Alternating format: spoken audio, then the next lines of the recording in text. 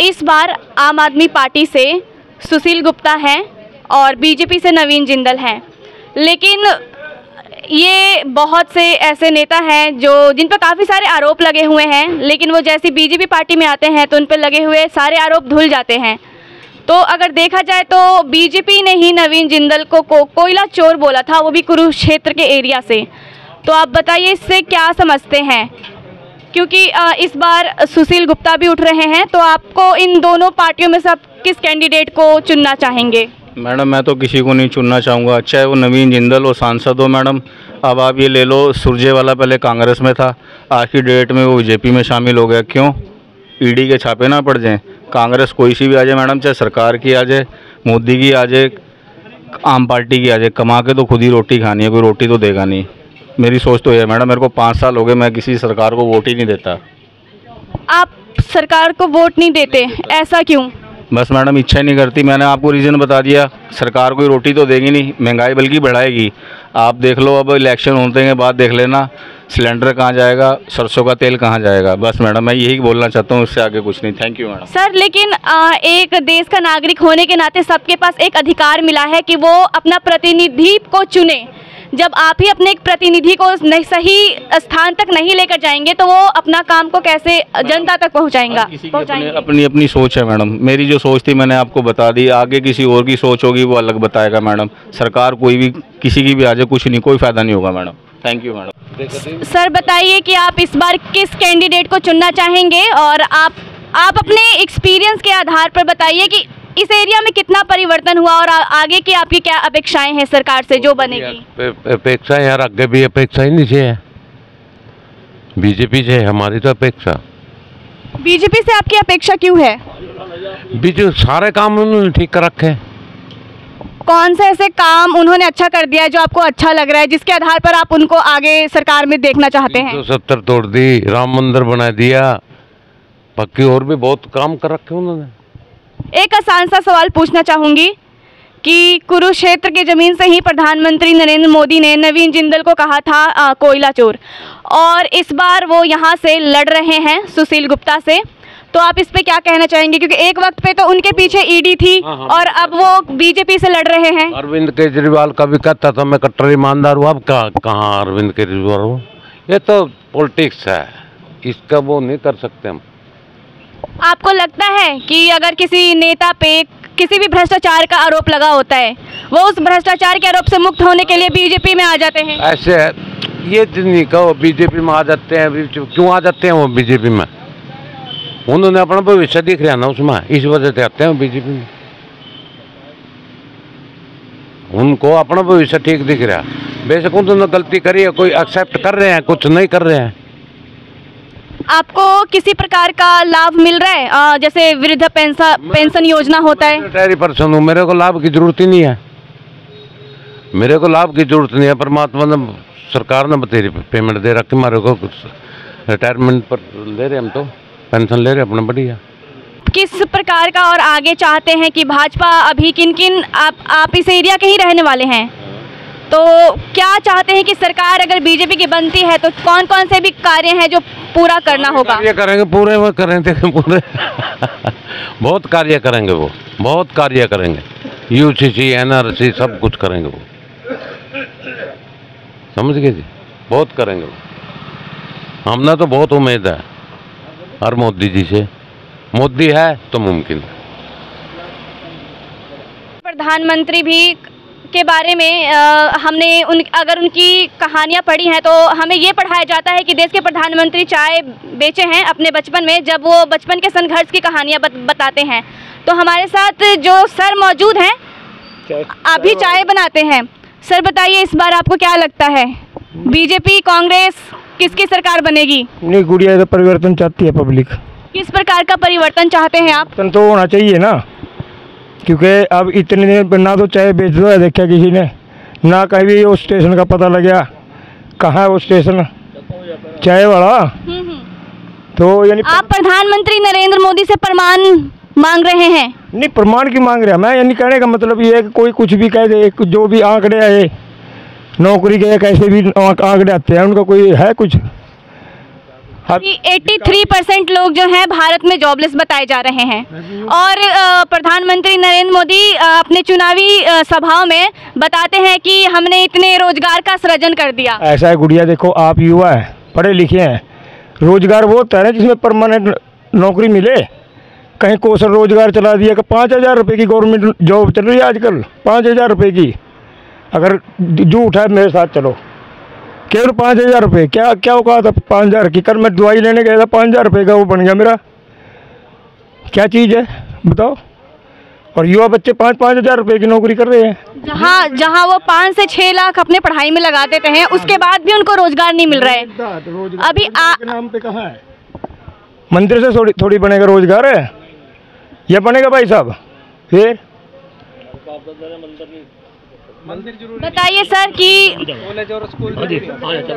राम मंदिर का जो प्राण प्रतिष्ठा हुआ था, तो जनता का मानना ये था कि उसके आधार पर बीजेपी वोट ले लेगी, इस बार का चुनाव जीत जाएगी। तो क्या रोजगार उस मंदिर से मिल रहा है या सच में भारत में रोजगार सृजन करने की आवश्यकता है? भारत में जो है ना रोजगार करने के इन्होंने कुछ भी नहीं किया 10 साल में। इन्होंने सिर्फ जातिवाद फैलाया है और हिंदू मुसलमान ये किया है। मंदिर से कोई खाने को नहीं देता। मंदिर तो हमारे यहाँ भी है, मंदिर तो है यहाँ। इस कुरुक्षेत्र में कोई भी यूनिवर्सिटी, कोई कॉलेज, कोई IIMT कुछ नहीं बनवाया 10 साल में। खाली झूठ बोलना, ये कहते नेता झूठ बोलते हैं और बरगलाते हैं, कुछ नहीं किया। पहले हर बार कहते हैं मैं ये कर दूंगा 15-15 लाख। कौन से 15 लाख दिए किसको? किसी को कुछ नहीं दे रहा। कुछ गरीब होता जा रहा है। खाली 5 किलो अनाज के लालच में उनको बरगलाया जा रहा है। और वो लोग जो बेचारे गरीब हैं उन 5 किलो में वो क्या 2 किलो चना है, 2 किलो चावल, उसमें क्या तो चक्की वाला भी आटा नहीं पीसता। ये उन लोगों को लालच दे रहे हैं और कुछ नहीं है, बिल्कुल नहीं। बदलाव होना चाहिए, परिवर्तन होना चाहिए, सरकार बदलनी चाहिए। हम इसके खिलाफ है सरकार। आप किसको सरकार के तौर पे चुनना चाहेंगे? हम कांग्रेस को। क्यों आप कांग्रेस को क्यों, मतलब आप आगे सरकार से क्या उम्मीद कर रहे हैं? हम 55 साल कांग्रेस की सरकार रही है। आज हम जहाँ यहाँ तक बैठे तो ये कांग्रेस की बदौलत है, भीम साहब बाबा अम्बेडकर की बदौलत है, जिन्होंने संविधान बनाया था। ये आज ये संविधान को ख़त्म करने जा रहे हैं, तो हम इसलिए इसके खिलाफ हैं। संविधान को ख़त्म करने जा रहे हैं। और भाजपा के नेता कहते हैं कि हम संविधान भी बदल देंगे अगर आप चुनाव में आ गए तो। यदि ये अब की बार ये चुनाव में आ गए तो आगे कोई इलेक्शन ही नहीं होगा। जैसे रशिया में, चाइना में नहीं होता, तो आगे इलेक्शन नहीं होगा बिल्कुल भी। तो ये हम इसलिए इसके खिलाफ हैं। इसने तो गरीब हो गया है, अमीर हो गया। खाली 10 आदमी हैं, 10-20 जिनका सब कुछ माफ़ कर रहे हैं। जिम्मेदार जो किसान हैं उनका कोई कर्जा माफ़ नहीं है, कोई किसी गरीब को कोई राहत नहीं है। किसान आंदोलन के दौरान तो कितने सारे किसानों ने अपनी जान भी गंवा चुके हैं। जो 700-750 किसानों ने अपनी जान गंवाई है। और अभी 2 महीने पहले एक शुभकरण बच्चा था जो 22 साल का था, पंजाब का था, उसको बॉर्डर पे, हरियाणा बॉर्डर पे इन्होंने गोलियों से भून दिया है।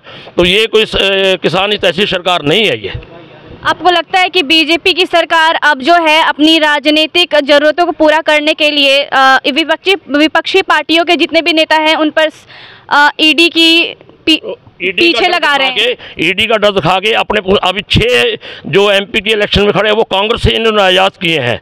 अब ये जो नवीन जिंदल है इसके बारे में मोदी साहब ये कहते थे आगे कि ये कोयला चोर है। इसको और अपने घरों में सोना ताला लगा सकते हो, पैसे रख सकते हो, लेकिन क्या कोयला अंदर रखोगे? और आज ये 1 दिन में ही 2 घंटे में इसको मशीन में वॉश करके और अच्छा लागे ना वो पाउडर और इसको धो गए और इसको 1 घंटे में टिकट दे दी। कोई अब ये कोयले से कोहनूर बन गया है। खाली इसने अपना ईडी के डर से वो अपना कर लिया है। ऐसे ही सारे कांग्रेस से ही बस अपना कोई नहीं। 4 MP जो खड़े हैं वो कांग्रेस से गए हुए हैं। 6 और पूछो।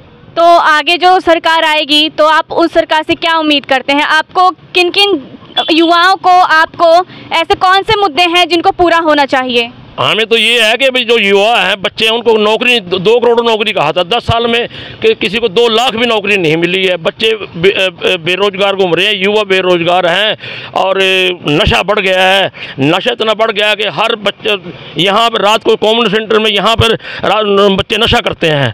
तो आप कैसे करें? बच्चों को कुछ नहीं है, बच्चों का भविष्य बिल्कुल ख़त्म हो चुका है। 10,000 में बनता कुछ नहीं।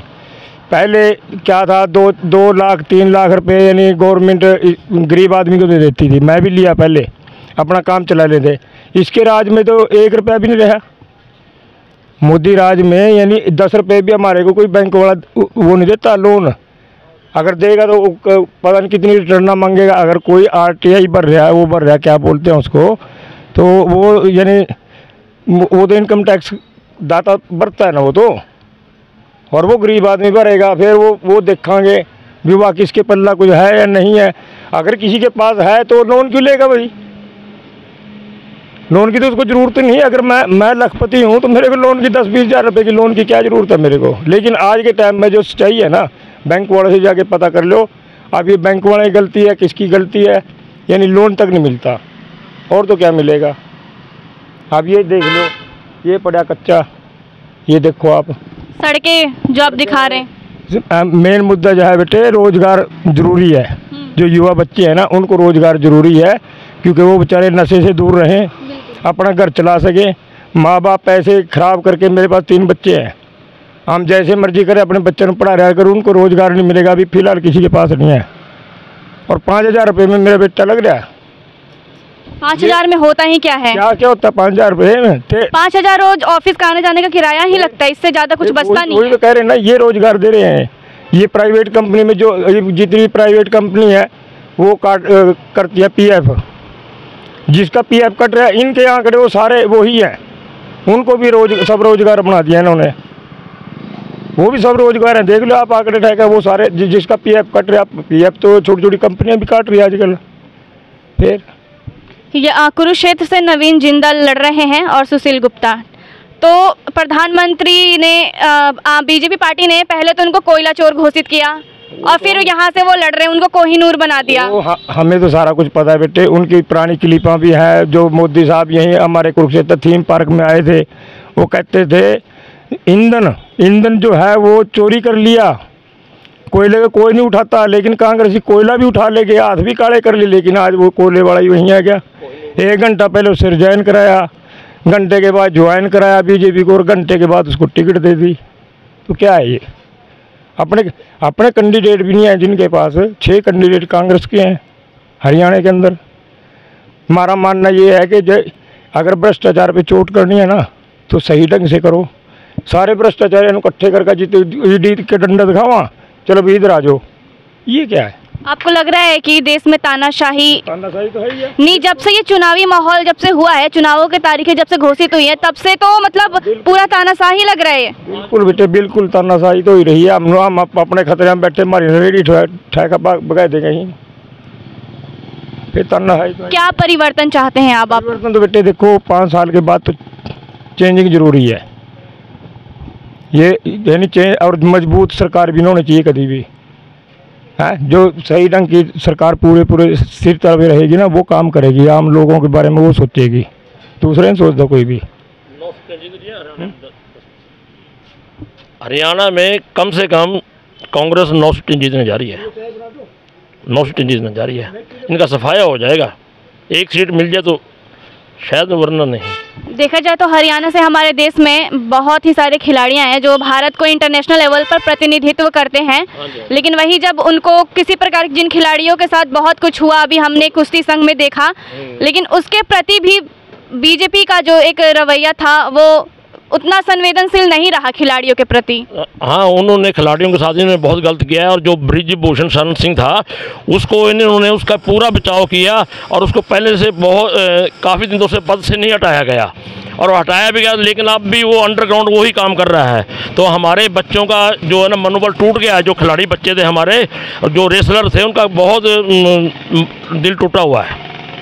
तो बाकी तो और अब बताओ और क्या।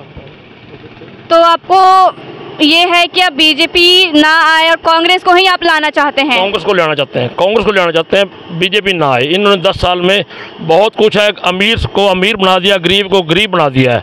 और लोगों का इतना बुरा हाल है कि गांव में जाके देखें तो बहुत बुरा हाल है। गरीब आदमी क्या करेगा? उनको 300-400 रुपये दिहाड़ी मिलती है, उसमें वो क्या करेंगे? गैस महंगी, तेल महंगा। जब 55 साल में गैस का रेट 400 रुपये था और इन्होंने 10 साल में उसको 1100 रुपये कर दिया। तेल का रेट 60 रुपये छोड़े गई थी कांग्रेस पार्टी और इन्होंने 100 रुपये कर दिया। तो 100 रुपये कम भी कर दिए हैं। 100 अब क्या कम कर दिया? 2 रुपये कम कर दिया ना। 2 रुपये में क्या, 2 रुपये कम कराया तो क्या होगा? कैसे चलाए लोग स्कूटर अपना? अब इन्होंने लोगों को गुजारा बहुत मुश्किल है। किसान कैसे, उनका डीजल उन्होंने इंजन चलाना पड़ता है खेती के लिए, पानी के लिए, तो वहाँ वो डीजल इतना महंगाई कर दी है इन्होंने। और हवाई जहाज़ की टिकटें इन्होंने कम कर दिया किराया। जो अच्छे अच्छे जगह जहाँ वो गरीब आदमी कोई ज़रूरत नहीं है तो वहाँ वो चीज़ ने सस्ती कर दी, और जहाँ गरीब को है वहाँ महंगा कर दिया। तो हमारे साथ एक आंटी जी मौजूद हैं। आंटी जी, आप एक महिला होने के तौर पर आप क्या चाहती हैं सरकार से कि महिलाओं के लिए किन किन मुद्दों पर काम होना चाहिए और आपके मुद्दे क्या हैं? उसमें सुरक्षा भी शामिल है, रोजगार भी शामिल है, और सरकार कुछ ऐसी चीज़ें होती हैं ना जो महिलाओं को घर में उपलब्ध करवाती है जिससे कि वो कुछ कमा सकें। बेटा देखो, ऐसा है, महिलाओं की सुरक्षा के लिए अभी फ़िलहाल कुछ नहीं है। महिला कहीं भी सुरक्षित नहीं है। देश के किसी भी कोने में 8 बजे के बाद कहीं भी महिला, बेटी होगी, बहू होगी, किसी को भी कोई सुरक्षा मुहैया नहीं है। अभी देखो कैसे कैसे केस सुनने में आ रहे हैं, अभी मणिपुर में, इसमें, और यहाँ पर भी अभी पीछे से सेक्टर 3 में भी एक बार केस हुआ था, एक स्वीटी कांड हुआ था शाम को 7 बजे ही। क्या हुआ था? 8 दिन के बाद वो लड़की 7 बजे के करीब अपने फादर को लेने गई थी बस स्टैंड पिपली, और वो उठा ली थी रास्ते से, और 8 दिन के बाद उसकी डेड बॉडी ही मिली थी। उसको कुछ ही नहीं पता चला, परिवार सारा उजड़ गया। ये सुरक्षित है यहाँ? पुलिस ने कार्रवाई करा तो है, लेकिन कुछ नहीं पता चला। उनका यही केस कुछ चल दे रहे, कुछ परिवार भी यहाँ से उजड़ के जा चुके हैं। अब कुछ पता ही नहीं उनको न्याय मिला या नहीं मिला, क्योंकि परिवार ही यहाँ से उजड़ के जा चुका। वो जिनकी जवान बेटी यहाँ पे चली गई, कोई सुरक्षा नहीं मिली, तो वो यहाँ से चले गए। ये सुरक्षा है यहाँ पे महिलाओं की। कोई स्वास्थ्य नहीं, कोई शिक्षा नहीं। शिक्षा के स्कूल सारे बंद कर दिए, बेच दिए। जितने सरकारी रोजगार थे वो सारे बेच दिए महकमे। ये क्या इन्होंने बनाए थे? ये कांग्रेस नहीं बनाए थे इतने सालों से। जो बन रहा था 70 साल से कांग्रेस कर रही थी, तो उन्होंने कुछ बनाया था? जो इन्होंने ये बेचा, ये सारा उन्होंने तो बनाया था। इन्होंने बनाया था क्या ये जिन्होंने बेचा? कोई स्वास्थ्य के लिए, कोई और किसी के लिए दवाइयाँ नहीं ढंग से मिलती, हॉस्पिटल में टेस्ट नहीं अच्छे से होते, बाहर से कराओ, प्राइवेट में जाओ। ये आयुष्मान कार्ड बना दिए, ये नहीं चल रहा है उनका। इतना पड़ा पैसा, इतना आयुष्मान वालों से बोल लो तो वो कहते हैं कि हमारा इतना पैसा बकाया पड़ा है, हम नहीं कर सकते इस पे इलाज। तो आप किसको सरकार के तौर पे चुनना चाहेंगी? देखो ऐसा है बेटा, सरकार के लिए जैसे कांग्रेस होगी, आम आदमी पार्टी होगी, जैसे यहाँ पे समझौता हो रहा है, हम तो अभी फ़िलहाल उसके फेवर में हैं। अब आप उनको ही वोट देना चाहती हैं? उनको ही वोट देना चाहते हैं। देखो उन्होंने इतने मोहल्ला क्लिनिक, इतने स्कूल अच्छे से चलाए, इतने वो करे, और ये इतने स्कूल, प्राइमरी स्कूल, एक गांव है इंद्री के पास इंद्रगढ़, वहाँ स्कूल देखना आप, कितना बड़ा स्कूल है, कितने कमरे बने हुए हैं, लेकिन एक भी बच्चा नहीं है वहाँ स्कूल में। क्यों? ऐसा क्यों? कोई पढ़ाता ही नहीं है, टीचर नहीं है अच्छे से वहाँ पे। एक भी बच्चा नहीं है स्कूल में, बिल्कुल लोक लगा पड़ा। मैं आपको एड्रेस दे रही हूँ, जाके देखो, पता करो। एक भी बच्चा नहीं है वहाँ पे, बिल्कुल बंद, लोक लगा हुआ। और स्कूल की बिल्डिंग इतनी बड़ी बनी हुई है पुराने टाइम की, और अब प्राइवेट स्कूल है, वो सरकारी स्कूल है। सरकारी है तभी तो लोक लगा है, प्राइवेट होता तो लोक लगाने का मतलब ही नहीं था। वहाँ पर एक भी बच्चा नहीं है स्कूल के अंदर। पेरेंट्स डालेंगे तो कोई वहाँ टीचर हो, अच्छे से साफ़ सफाई हो, पढ़ाई हो, तो क्यों नहीं डालेंगे? किसके पास इतने पैसे ज़्यादा हो रहे हैं कि वो प्राइवेट स्कूलों में डालेंगे? और रोज़गार तो कहीं है ही नहीं। मेरे घर में 4 बच्चे हैं जो मास्टर्स करके बैठे हैं, और अभी कोई आगे कुछ कर रहा है, कोई कुछ कर रहा है, लेकिन किसी को भी रोज़गार नहीं है। एक होता है ना कि जैसे बच्चा पढ़ रहा है, ग्रेजुएट हो जाता है तो वो खुद के लिए अपनी नौकरी ढूंढने लगता है, लेकिन हम लोग जहाँ 6 से 7 लाख अपने ग्रेजुएशन में लगाते हैं, वहीं जब बच्चे को 15 से 20 हज़ार रुपये मिलता है तो उससे वो क्या ही कर सकता है? 15 से 20 हज़ार का भी रोज़गार नहीं मिल रहा मैडम। कहाँ मिल रहा है 15-20 हज़ार का भी? अब यहाँ से जाओ, कहीं बाहर जाओ, जैसे लुधियाना हो गया या चंडीगढ़ हो गया, मोहाली हो गया, वहाँ जाके 15-20 में कहाँ गुजारा करेगा बच्चा? हो जाता है क्या 15-20 हज़ार में गुजारा? अपने स्थाई शहर में भी 15-20 मिल जाए तब भी इंसान कुछ कर ले, लेकिन यहाँ तो कोई रोज़गार है ही नहीं। सारे तो रोज़गार बेच दिया इन्होंने, क्या छोड़ा रोज़गार। धीरे धीरे एक तरह से बस आरक्षण ख़त्म कर रहे हैं और कुछ नहीं। एक आरक्षण ख़त्म करने की मुहिम चला रखी है, रेलवे बेच दो, BSNL बेच दो, ये और क्या IIT बेच दो, एम्स बेच दो, बस बेचने में ही लगे हुए हैं सारी चीज़ों में। ये जो है ना कम्युनिटी हॉल देखो करोड़ों रुपए का है ये जो कम्युनिटी हॉल है ना, यहाँ हमारे जो है गरीब आदमी अपने बच्चों की शादी करते हैं, ठीक है। अब इन्होंने क्या करा, इसको ठेके भी देते हैं। अब ये वापस हो गया ठेके पे जिसको दिया था ना। हमारा मानना ये है कि इन्होंने कहा था कि 11,000 रुपये ठेकेदार को दो और इसको बुक कराओ। गवर्नमेंट 11 की बजाय 15,000 रुपये ले लो, एक चौकीदार छोड़ दे, एक माली छोड़ दे। यहाँ गवर्नमेंट की करोड़ों रुपए की कमाई होगी, करोड़ों की, क्योंकि लोग यहाँ ये सेक्टर के बीच में है, यहाँ जाएंगे। सबसे बड़ा है, इतनी करोड़ों रुपए की संपत्ति पड़ी है, क्यों नहीं इसको डेवलप कर दे? जब प्राइवेट इसको चला सकता है, गवर्नमेंट क्यों नहीं चला सकते इसको? अब ये कहते हैं कोई भी महकमा है बेच दिया, वो घाटे में चल रहा था, तो वो कैसे कमा रहे उससे पैसे? ठीक है ना। अब स्कूलों कहते हैं स्कूल बंद लग रहे कारण भी स्कूलों में कोई काम नहीं कराता। स्कूल वाले के ऊपर, मास्टर के ऊपर हेड मास्टर होता है, उसके ऊपर प्रिंसिपल होता है, फिर BO होता है, फिर DO होता है, उसके बाद उसके ऊपर मंत्री भी होता है। वो क्या कर रहे हैं? वो क्यों नहीं कार्रवाई करते? क्यों नहीं कहते उनको टीचरों को पढ़ाओ भी बच्चों को? चंडीगढ़ हमारे देश का हिस्सा है, चंडीगढ़ में क्यों प्रशासन इतना सख्त है? वहाँ अगर यहाँ से मैंने चंडीगढ़ जाना है ना, तो यहीं से बेल्ट लग जाएगी और नहीं वहाँ कोई भी जा सकता, और कोई भी डिसिप्लिन बिल्कुल भंग नहीं वहाँ कर सकता। वो भी तो शहर चल रहा है ना, तो यहाँ भी नहीं होता है। यहाँ पर टूरिज्म को बढ़ावा दिया गया है, जैसे कोई बाहर से घूमने के लिए आ रहे हैं तो उनके लिए किसी प्रकार का कोई व्यवस्था है? कुछ नहीं है गुड़िया, कुछ नहीं है यहाँ पर। क्योंकि टूरिज्म से भी सरकार को, मतलब जो राज्य सरकार होती है, उनको आय का सृजन होता है, तो इस प्रकार का कुछ नहीं है? कुछ नहीं है बेटे वहाँ। अब आप वहाँ ब्रह्म सरोवर पे जाइए, वहाँ सफाई का कोई प्रबंध नहीं है। अब यहाँ देख लो, अब ये देखो, आप आपके सामने है, ये दिखाओ।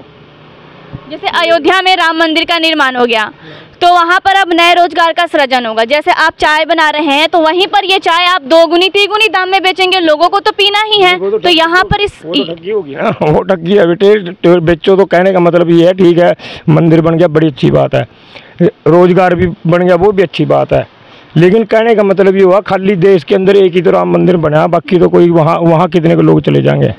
फिर हम ये नहीं कहते, हम विरोधी नहीं है मंदिर के। मंदिर बन गया, भगवान है वो, तो परमात्मा है वो, ठीक है, हम उसके विरोधी नहीं है, लेकिन उसके बदले नहीं कोई बच्चों के लिए भी बनाए ना, कोई कॉलेज बनाए, यूनिवर्सिटी बनाए, जहाँ से बच्चे अपना भविष्य संवार सके। ऐसा कुछ बनाओ ना, ITI बना दो, कोई खोल दो, कोई अच्छा संस्थान बना दो जहाँ से बच्चे कुछ बनकर निकलेंगे। फिर यूनिवर्सिटी बनाओ। गवर्नमेंट की तो कोई जॉब नहीं ना। अभी प्राइवेट सेक्टर में क्या मिलता है, क्या बनता है, क्या है? जवान बच्चे घूम रहे हैं, ऐसे कैसे कर्जे उठाएंगे? कहीं ना कहीं गवर्नमेंट जॉब की तैयारी करने में बच्चा अपना 25 साल से 30 साल भी खो देते हैं। अब हम रिटायर्ड आदमी हैं, हमें पेंशन मिल रही है, हमने मकान बनाया, कोठी बना ली है, लेकिन हमारे बच्चे आगे बेरोजगार हैं, तो वो तो कल को उसका जो है ना मेंटेनेंस नहीं कर सकते। वो क्या करेंगे? वो उसका बिजली का बिल नहीं भर सकेंगे, तो वो बेरोजगार हैं। तो इसमें क्या करेंगे? बेरोजगारी बहुत ज़्यादा है, ये इसका बहुत बच्चों की ज़िंदगी जो है ना ख़त्म हो, बर्बाद हो गई है। जवान बच्चे सुसाइड कर रहे हैं। तो इसके बारे में तो हम यही कहेंगे भी कोई बच्चों को, ये जैसे अब रेलवे बेच दिया, तो इसमें जॉब मिलती थी, एयरपोर्ट बेच दिया है, और जितनी भी संस्थाएं हैं सरकारी, सबको बेच दिया या कॉन्ट्रैक्ट पे दे दिया। तो अब प्राइवेट तो खून चूस लेते हैं जो एम्प्लॉयज़ वहाँ होते हैं। तो अब प्राइवेट सेक्टर में क्या बनेगा? तो ये तो सरासर गलत है, इसलिए सरकार को तो बदलना ही ज़रूरी है। यहाँ तो कांग्रेस की, यहाँ तो आम आदमी पार्टी का कांग्रेस से गठबंधन है, इसलिए यहाँ आम आदमी पार्टी और बाकी कांग्रेस ही आएगी यहाँ तो ज़्यादातर सीटों में। मेरा तो पत्ती कितनी महंगी है, और यहाँ हमारे जैसे आप जैसे गरीब आदमी आते हैं, ठीक है बेटे यार, ये यहाँ से देख के यहाँ ब्याह शादी करने का वास्ता, लेकिन यहाँ गंदगी में बताओ कौन करेगा? देखिए अंदर देखो, आप देखो क्या हाल हो रहा है इसका।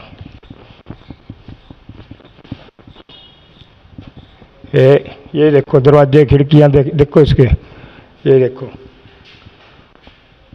दरवाजे खिड़कियाँ कहाँ गए इसके की? यानी अगर यहाँ एक चौकीदार छोड़ देना तो कमाई करके देगा गवर्नमेंट को। ये देख लो कितना बुरा हाल है। हमारी तो मांग सिर्फ ये है कि आम पब्लिक का काम होना चाहिए, गरीब लोगों का ध्यान। हमारे जैसे पैलेस में बताओ कहाँ कराएंगे शादी? 1.5 लाख रुपए से कम कोई पैलेस नहीं है। अब गरीब आदमी कम से कम इसका 15 भी कर देना, 15,000, तब भी यही करेंगे। तो आपके हिसाब से यहाँ पर अब शादी के लिए कितना पैसा लिया जा रहा है? यहाँ तो कम देखते हैं, लेकिन वही तो कह रहे ना। अब ये देखो बिल्कुल बुरा हाल है। देखो एक बार इस पर दिखाइए बेटे कैमरा।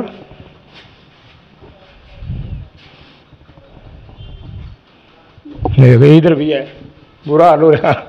अब यही तो समस्या है ना। अब ये देखो इधर, ये पानी लीकेज आज का नहीं है, बहुत दिन से है। ये बना कब है? बना तो काफ़ी टाइम का बेटे, काफ़ी टाइम का बने हैं। ओम प्रकाश चौटाला जी ने बनाया था, उनके सरकार में बनाया था ये। सर तो अब आप क्या चाहते हैं, क्या होना चाहिए? बेटे देखो, इसमें ही एक चौकीदार छोड़ दो, एक माली छोड़ दो, है कम से कम। यहाँ गरीब नहीं, सभी के सब यहाँ शादियाँ करेंगे और गवर्नमेंट को उसका प्रॉफिट होगा। रेट बढ़ा दो उसका, 15,000 कर दो, 15 की बजाय बेशक 20 कर दो, क्योंकि इतनी बड़ी जगह कहाँ मिलती है। पहले जो 1-1 लाख रुपये वहाँ देना पड़ता है वो तो कम होगा। ये जगह काफ़ी क्षेत्रवासी जितने भी हैं सेक्टर वाले, उनको नज़दीक भी पड़ेगा। ये समस्या देखो, इनको उस पर लग रहे थे, ये देख सारा उखड़ गया एक चौकीदार की कमी में। बस सिर्फ एक चौकीदार की वजह से सारे का सारा चौकीदार है नहीं यहाँ। इसमें कभी कितने सालों से यहाँ पर शादी होना बंद हो चुका था? शादी तो बेटे आप आज भी करते हैं, मजबूर आदमी करते हैं आज भी, लेकिन क्या करें। अब बाहर का कोई आदमी आता है यहाँ बाथरूम में जाता है या इधर उधर जाता है तो बड़ा मुश्किल होता है, क्योंकि बारात अगर आएगी या शादी में आएगा कोई, यहाँ के तो आएंगे नहीं, बाहर के भी आएंगे। उनको चाहिए बाथरूम भी चाहिए, वॉशरूम भी चाहिए, सारा कुछ चाहिए। नहीं कहने का मतलब ये है कि यहाँ इस गंदगी में देख कर ना तो लोग कर देंगे है शादी यहाँ। इधर हमने एक सरकारी स्कूल के बारे में भी सुना जो बंद है और उसमें किसी प्रकार का कोई टीचर नहीं है, बच्चे भी नहीं जाते, ऐसे ताला लगा हुआ है। नहीं काफ़ी कर दिए बेटे, वो तो काफ़ी बंद हो लिए। हरियाणा के तो काफ़ी स्कूल ना पता लग रहा है काफ़ी बंद हो गए सरकारी स्कूल। तो वही बात है, देखो अगर उनमें काम टीचर अच्छे होंगे, टीचर भले ही कम हो लेकिन अच्छे टीचर हो, उनसे काम तो लिया जाता है। फर्ज करो हमारा एक मानना है कि प्राइवेट कोई काम करा रहा है। अब ये कहते हैं कि प्राइवेट अपनी मर्जी से बढ़िया काम होता है, तो वहाँ भी तो कोई कराने वाला तो होता है ना। ये कराने वाला होना चाहिए। गवर्नमेंट के पास क्यों नहीं है? उनके पास बड़े बड़े पोस्टें हैं। अब वो अनिल विज जी थे, उन्होंने एक बार यहाँ हॉस्पिटल में देखी टंकियाँ टुकियाँ, उसके बाद वो बेचारा बैठ गया। उसके बाद वो देखा नहीं है तो हॉस्पिटल में बहुत बढ़िया हालत हो गई थी, नहीं तो वहाँ बाथरूम में नहीं घुस सका था कोई, इतनी गंदगी थी। तो क्या कहने का मतलब ये है, अगर कोई करवाएगा तो होंगे काम जरूर। सबको नौकरी प्यारी होती है। मेन मुद्दा यही है कि नौकरी मिल जाए बिल्कुल। युवाओं को तो बहुत जरूरी है बेटे। ये अपराध बढ़ने लग रहे हैं बिना रोजगार के, नशे बढ़ने लग। सब किसकी सरकार को लाना चाहते हैं सत्ता में, क्योंकि फिर से जब अगर आप सही प्रतिनिधि को जनता के बीच उतारेंगे, अपने मतों का सही तरीके से इस्तेमाल करेंगे, तो कहीं ना कहीं जो हमारा 5 साल होता है वो 5 साल हमारे लिए बहुत ही ज़्यादा महत्वपूर्ण होता है। तो आप किस सरकार को चुनना चाहेंगे? नहीं, जनता को हम थोड़े प्रतिनिधि को हम थोड़े उतारेंगे। पार्टी वाले सही आदमी को, ईमानदार आदमी को अगर टिकट देंगे तो ठीक है, बेईमान आदमी को, रैपिड आदमियों को, सबको संसद में ले जा रहे हैं। ईडी के छापे पड़ रहे हैं सारे। अगर ईमानदार आदमी आ जाए तो अपने आप प्रजातंत्र सही हो जाएगा। आपको लग रहा है कि लोकतंत्र बचाने की जरूरत है? बिल्कुल है। संसद में कुर्सी चल रहे हैं एक दूसरे पर, आप देख रहे होंगे ना, संसद में कुर्सियाँ चलती हैं। देश की सबसे बड़ी पंचायत है, वहाँ जो मेंबर बैठे हैं उस पंचायत के, वहाँ संसद में एक दूसरे के साथ बहस करते, लड़ाई करते हैं। विकास का कोई मुद्दा नहीं। देश में बहुत ज़्यादा बेरोजगारी है, युवा तो बेरोजगार ही हैं। युवा के लिए कोई एजुकेशन सिस्टम नहीं। बच्चे हमारे विदेशों में पढ़ने के लिए जाते हैं। एजुकेशन सिस्टम की गड़बड़ के कारण, गलतियों के कारण बच्चे विदेशों में शिक्षा ग्रहण करने के लिए जाते। यहाँ बच्चों की, जवान बच्चों की क्रीम है, लेकिन सिस्टम सही नहीं है। वहाँ जाते हैं कनाडा, अमेरिका। सर वहाँ दिहाड़ी भी कराओगे, अपना पढ़ाई का खर्चा भी काटा, बच्चे पढ़ते भी हैं, पैसे लगा कर जाते भी हैं, अपना खर्चा भी काटा, वहाँ पढ़ा भी है, फिर मेहनत करा, वहीं एडजस्ट भी हुआ। यहाँ शिक्षा हो, सारा कुछ हो, बच्चे यहीं एडजस्ट हो जाए। और पब्लिक तो आम बात यही कह रही, 10 साल मन की बात सरकार, करीब 10 साल, एक दिन मन की बात पब्लिक करेगी। हमारा तो सच्चा यही है, मन की बात सुनने सुनने 10 साल हो गए। मन की बात उस दिन वोटा पड़ेंगे, उस दिन पब्लिक कर लेगी। किसी का जो पता नहीं कौन किस करनी है, किस करनी नहीं मालूम। सर आप किस प्रकार का परिवर्तन चाहते हैं फिर? परिवर्तन, साफ सुथरी सरकार आए, बच्चों को रोजगार दे और दे, नौकरियां दे। सरकारी संस्था जो प्राइवेट कर दी, मान ले सरकारी बिल्डिंग है ये खाली व्यंगर पड़ी है, कोई देख नहीं रेख नहीं। है संसद में मंत्री बैठे हैं, सब पर ईडी के छापे क्यों पड़ रहे हैं? ये क्या राजनीतिक वैमनस्य है? राजनीतिक दुश्मनी है? राजनीतिक भी है, लेकिन वो कर भी रहे हैं, कर भी रहे हैं। राजनीति तो है, लेकिन कमी है उनमें। कोर्ट वैसे थोड़े पकड़ता है, कुछ कमियां तभी पकड़ता है। इतना जरूर है, राजनीति के कारण खास आदमी को पकड़ लेते हैं, बाकी रह जाते हैं। बाकी गड़बड़ सारा है, पार्टी में भी गड़बड़ है, जो बीजेपी है उसमें भी गड़बड़ है। आप ये कम्युनिटी सेंटर देख लो, कितना बड़ा, कितनी गंदगी, कोई यहाँ नहीं।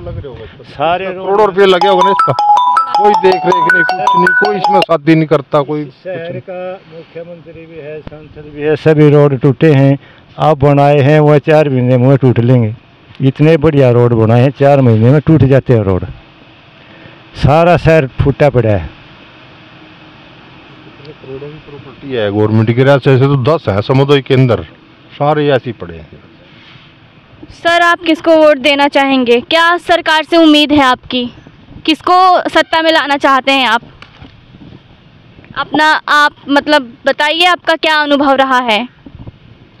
सत्ता में तो हमारा अनुभव यही है, कांग्रेस का राज हमारे लिए बढ़िया था और बढ़िया रहेगा, आगे भी रहेगा। अगर आगे तो हम तो हाँ, इसी 10 साल में सारा तो देश बेच दिया, छोड़ा के इंडिया के अंदर इसने सारा रेल बेच दी, हवाई जहाज बेच दी, निचले सारे महकमे बंद कर दिए, कोई भर्ती नहीं है, नहीं कुछ नहीं। बढ़िया बात है, लेकिन मंदिर के साथ साथ विकास के काम तो होने चाहिए।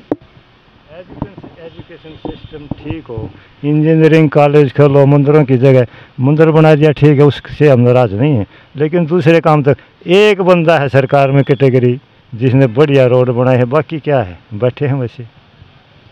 तो इस बार आप लोग क्या बदलना चाहते हैं? तो सालों बदलनी चाहिए सरकार। तो किसको वोट देंगे?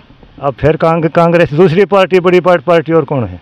कांग्रेस बदलाव पब्लिक चाह रही है, कांग्रेस को वोट देंगे। कांग्रेस की कमियों के कारण है बीजेपी आई है। और फिर ये बीजेपी अपनी कमियों के कारण जाएगी नहीं। और कुछ और कटाक्ष करना चाहेंगे? बस कटाक्ष ज्यादा। ये जो कैंडिडेट यहाँ बीजेपी का आया है, इस पे यही सरकार कटास ला रही थी, कोयला घोटाला, कोयला घोटाला, फलाना घोटाला। नवीन जिंदल उठे हैं बीजेपी के साइड से, अब यही सोने का दूल्हे हो गया। नवीन जिंदल आ गया, पहले कांग्रेस में था। ऐसे आदमी जो आध घंटा पहले पार्टी बदलते हैं और वो पार्टी वोट टिकट देती है, उनको जूत मारो, सीधी ही बात है। ये विजेंद्र बीजेपी छोड़ के कांग्रेस में आ गया, कांग्रेस वाले फिर टिकट दे रहे हैं, कौन बनाएगा इनको? ऐसे आदमी जो प्रजातंत्र में, उनसे बचो, किसी पार्टी का होते। जो आध घंटे में पार्टी बदल कर दोबारा टिकट ले लेता है, उस पार्टी की भी कमज़ोरी है, उस नेता की कमज़ोरी है। जिस पार्टी का लीडर है जो टिकट दे रहा है, वो क्या कर रहा है? मनमोहन सिंह प्रधानमंत्री रहे हमारे, मान लिया, उसके टाइम वहाँ अमेरिका थोड़ी के बैंक जर्जर हो गए थे, कर्जबंद हो गए थे। इसकी फिलोसफी के कारण वो फिर भी देश बचा लिया था उन्होंने। फिर भी उसको मोनी बाबा क्या करने, बोलता नहीं, फिर भी अच्छा था प्रधानमंत्री, 10 साल राज कर गया। कोई भेदभाव ना की सरकार चलाई ना, कुछ नहीं चलाई। उसको भी ये कहते थे लोग, भाई रबड़ की मोहर फलाना, कुछ नहीं ऐसा। उसने अपने देश को, पैसे को बचा के रखे। इन्होंने पैसे कर्जे माफ़ कर कर इतने करोड़ों रुपये ले गए, बिजनेसमैनों के माफ़ कर दिए हैं, किसानों को 100 रुपये माफ़ नहीं कर दे जी। मोटी बात ये है, इसमें आते हैं दूध के दोहे बन जाएंगे, और दूसरी पार्टी में है तो भ्रष्टाचारी है, फलाना है, इतने वो घोटाले कर दिए, फलाना कर दिया। तो क्या बीजेपी में जाने के बाद वो सारे देखे जाते हैं, इनके बढ़िया बन जाते हैं वो। तो आप लोग किसको वोट देंगे, बता दीजिए। तो जी ये भी मन की बात जी साफ होएगा ना, मन ये भी केवरा कैंडिडेट का असर है हमारा। देखो यहाँ जिंदल आ गया, पहले कहा था ये, पहले कौन सी पार्टी में था, कांग्रेस में था। आध घंटे में पार्टी बदल के दिल्ली वालों ने, बीजेपी वालों ने टिकट दे दी, उसकी वोट कौन गिरेगा, कौन डालेगा वोट? चला जाता है, दोबारा कभी मिलने नहीं आता, ये 1-2 महीने में घूम लेगा, फिर 5 साल टोया नहीं पाता यहाँ। अपने जिंदल की वहाँ स्टील फैक्ट्रियाँ छत्तीसगढ़ में, वहाँ मिलेगा, वहाँ चले जाओ टोनी ना, लोकल MLA उसके दरबार में चले जाओ MP के, किसको बात करे जाके, किसको ना करे।